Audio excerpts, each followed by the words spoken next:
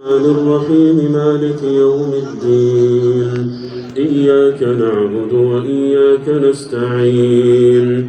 اهدنا الصراط المستقيم صراط الذين أنعمت عليهم غير المغضوب عليهم ولا الضالين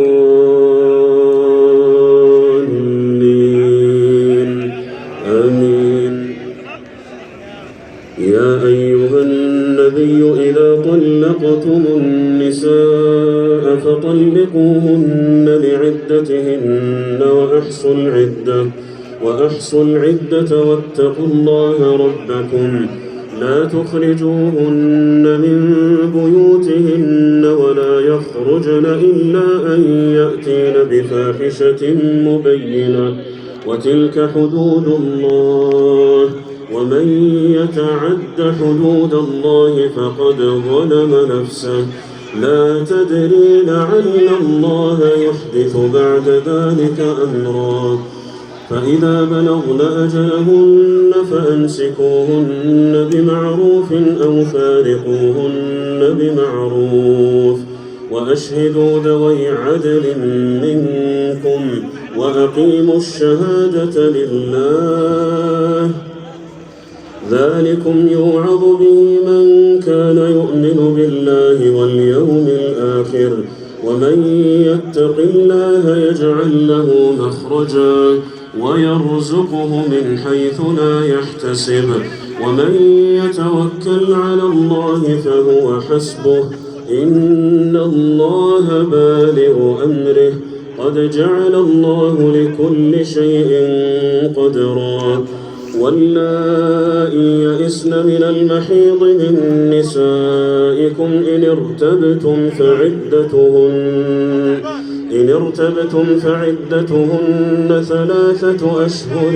واللائي لم يحضن وأولاة الأحمال أجلهن أن يضعن حملهن ومن يتق الله يجعل له من أمره يسرا ذلك أمر الله أنزله إليكم ومن يتق الله يكفر عنه سيئاته ويعظم له أجرا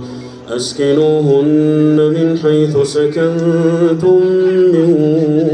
وجدكم ولا تضاروهن لتضيقوا عليهن وإن كن أولات حمل فأنفقوا عليهن حتى يضعن حملهن فإن أرضعن لكم فآتوهن أجورهن وأتمروا بينكم بمعروف وإن تعاسرتم فسترضع له أخرى لينفق ذو سعة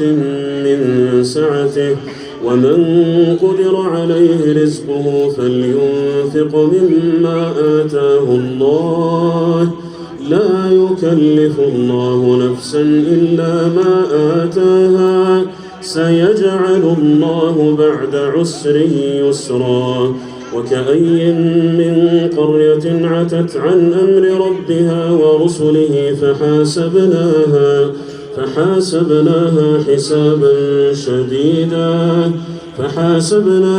حسابا شديدا وعذبناها عذابا نكرا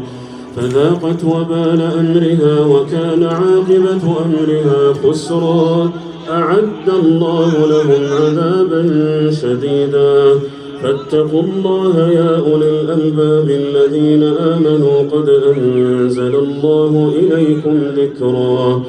رسولا يتلو عليكم آيات الله مبينات ليخرج الذين آمنوا وعملوا الصالحات من الظلمات إلى النور ومن يؤمن بالله ويعمل صالحا يدخله جنات تجري من تحتها الأنهار خالدين فيها أبدا قد أحسن الله له رزقا الله الذي خلق 7 سماوات ومن الأرض مثلهن يتنزل الأمر بينهن لتعلموا أن الله على كل شيء قدير وأن الله قد أحاط بكل شيء علما.